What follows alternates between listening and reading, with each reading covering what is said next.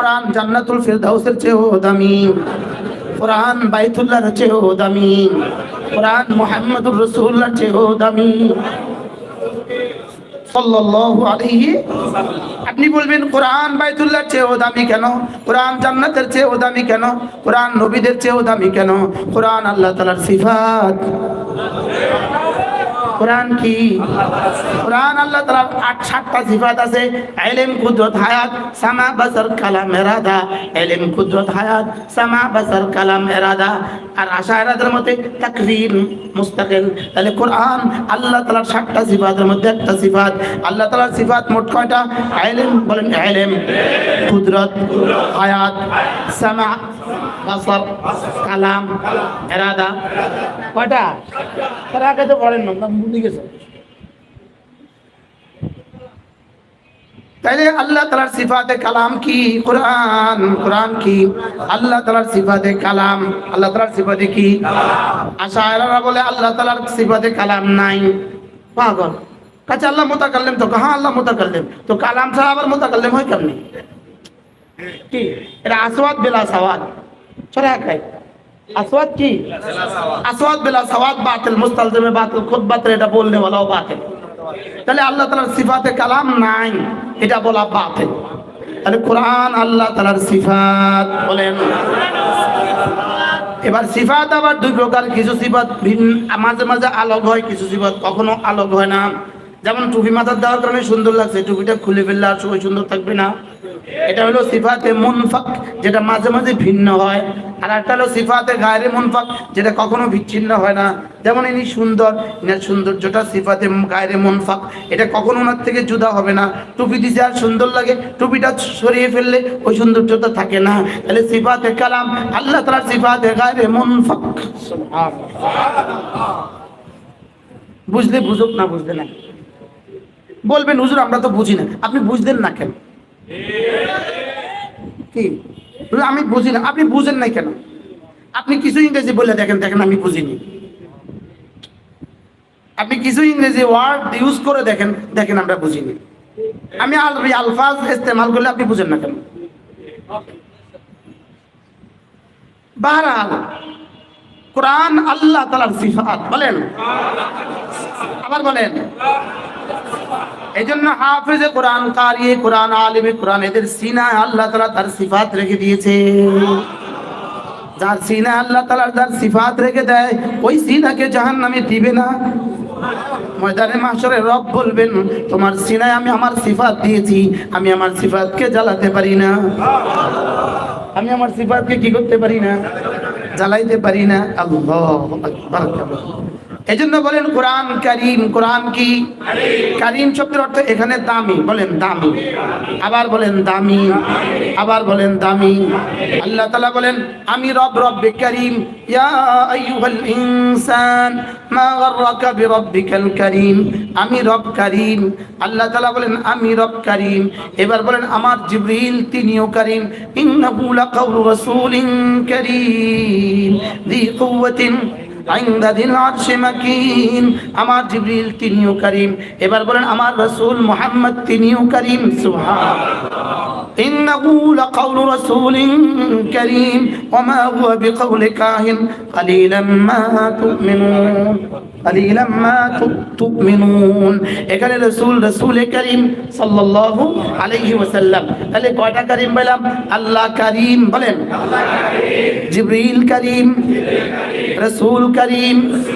এবার ইন্নাহু লাকুরআনুন কারীম। এবার কি? কোরআন কারীম। বলেন আল্লাহ কারীম, রাসূল কারীম, জিবরিল কারীম, কোরআন কারীম। কয়টা পাইছি? এবার আমি বললাম আল্লাহ, আল্লাহ কারীমের পক্ষ থেকে রাসূলে কারীমের মধ্যস্থতায় জিবরিল কারীমের উপরে যে কোরআনে কারীম দিয়েছেন, এই কোরআন যদি কেউ পড়ে, কেউ বুঝে, কেউ মানে, আপনি তাকে কি দিবেন?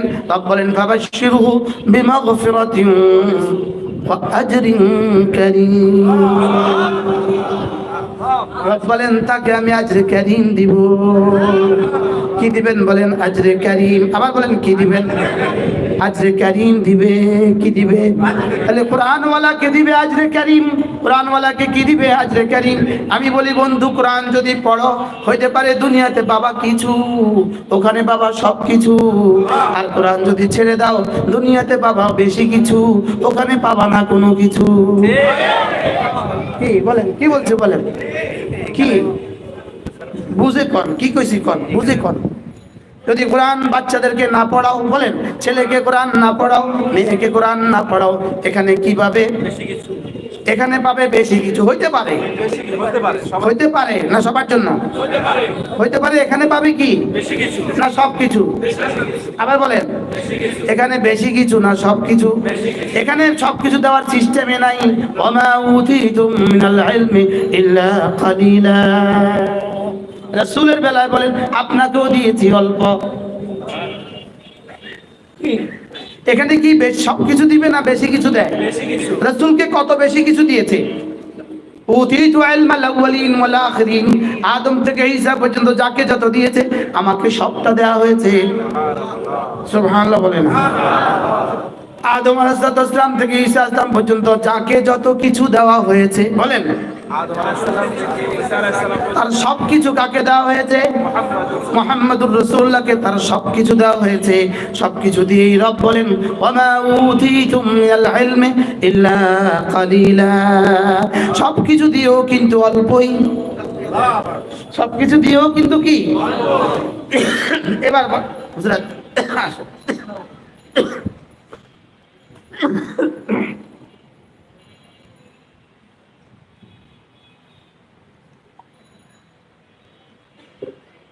আর এদিকে আসতে হবে, কষ্ট করে এদিকে এদিকে আসতে হবে। এখানে মেহমান আছে তো বেশি, আরো আগে আরেকটা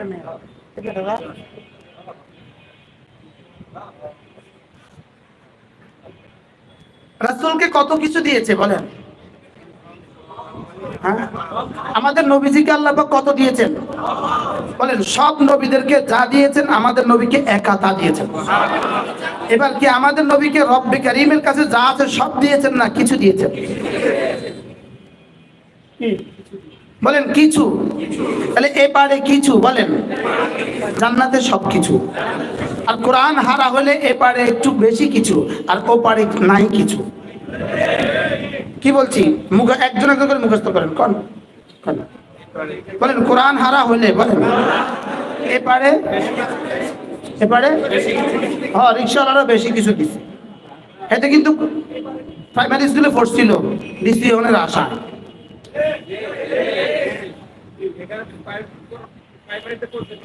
কি হওয়ার আশায়? ঠেলাওয়ালা প্রাইমারি পড়ছিল কি হওয়ার আশায়? বলেন না প্রফেসর হওয়ার আশায়, ডক্টর হওয়ার আশায়। সুইপারে 7-এ ভর্তি হয়েছিল কিল্লিগা কি হওয়ার আশায়? কত কিছু হওয়ার আশা। এখন কি হয়েছে? হ্যাঁ, তাই বলি তাহলে রিক্সাওয়ালা সমাজের জন্য দরকার কিনা? সিএনজিওয়ালা দরকার কিনা? ঠেলাওয়ালা দরকার কিনা?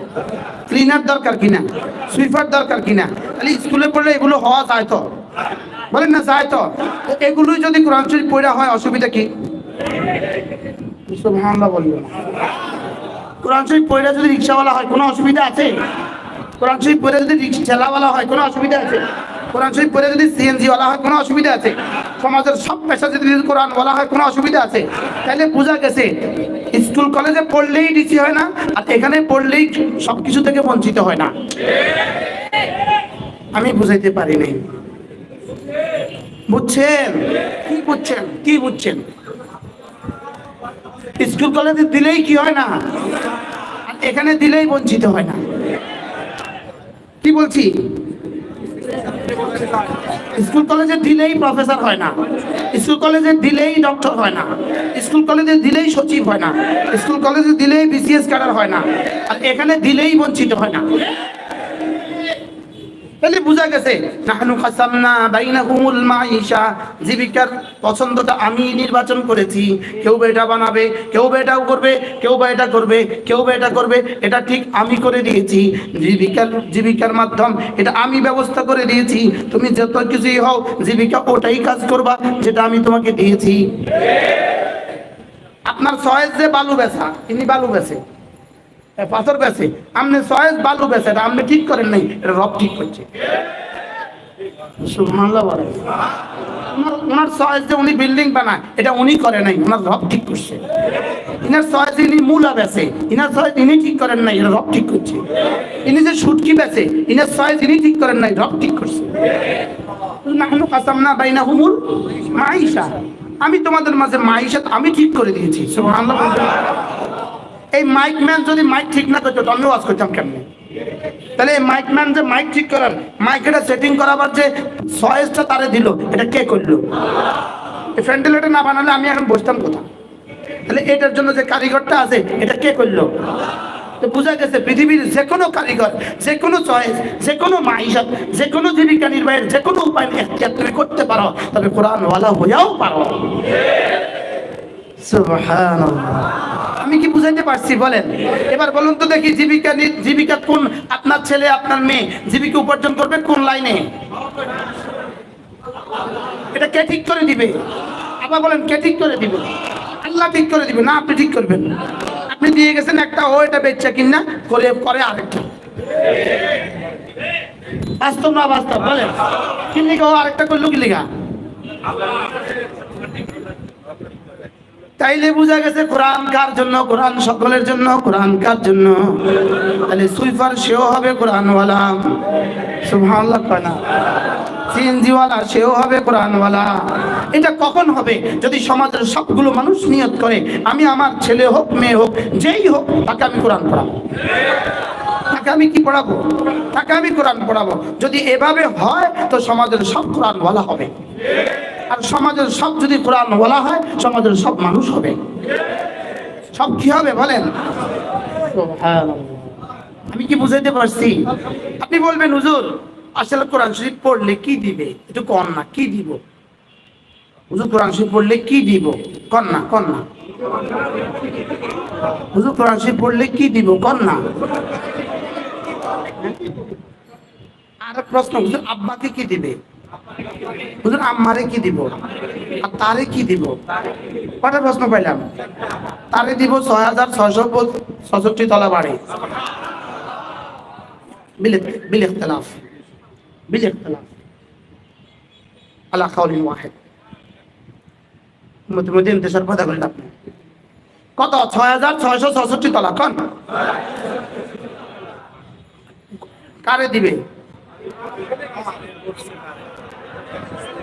হ্যাঁ, আচ্ছা আপনি বলবেন, হুজুর এটা আমার বিশ্বাস হয় না।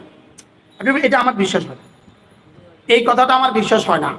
৬,৬৬৬ তলা দিবে, এই কথা আপনার বিশ্বাস হয় না। আচ্ছা, আপনার এক ছেলে কোরআন পড়ান নাই, সে ইমানও নাই, নামাজও নাই, কোরআনও নাই। আরেক ছেলে কোরআনওয়ালা। এবার বলেন তো দেখি, কোরআনওয়ালারা আপনার বিশ্বাস হয় না, ওটারে ৬,৬৬৬ তলা দিব, এটারে কিছু দিত না, এটা আপনার বিশ্বাস হয় না। আচ্ছা, যদি হাসরের ময়দান কায়েম হয়, ওলাউ ফারজান, যদি হাসরের ময়দান কায়েম হয় আর কোরআনওয়ালাকে ৬,৬৬৬ তলা দিয়ে দেয়, আর কোরআন ছাড়াকে সোজা জাহান্নামে দিয়ে দেয়, তখন আপনি কি করবেন বলেন তো? হ্যাঁ, আচ্ছা, দোনো দলকে যদি বলে মাটি হয়ে যাও, তখন কি কি অসুবিধা হবে? কোরআনওয়ালাকেও যদি বলে কুনু তুরাবা, কোরআন ছাড়াওয়ালাকেও বলে কুনু তুরাবা, কোরআনওয়ালাকেও বলে মাটি হয়ে যাও, কোরআন ছাড়াওয়ালাকেও বলে মাটি হয়ে যাও, ইমানদারকেও বলে মাটি হয়ে যাও, কাফেরকেও বলে মাটি হয়ে যাও। আচ্ছা, তখন আমাদের কি কি অসুবিধা হবে? সবাই বলেন না।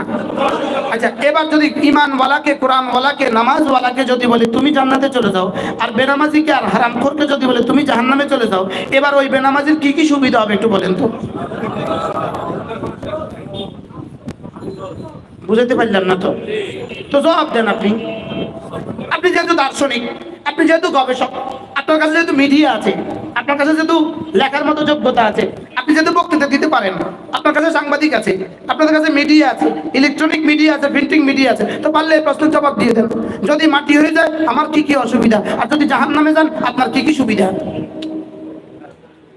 বুঝতে পারলাম না। বুঝছেন? প্রশ্ন বুঝছেন? কি বুঝলেন? কন কিছু বুঝলেন? যদি সব কোরআনওয়ালারা মাটি হয়ে যায়, সব বেঈমানরাও মাটি হয়ে যায়, তাহলে কোরআনওয়ালাদের কি কি অসুবিধা? আবার কোন মুমিনরা যদি কয় মাটি হয়ে যাও আর কাফেরও যদি কয় মাটি হয়ে যাও, তো মুমিনের কি কি অসুবিধা?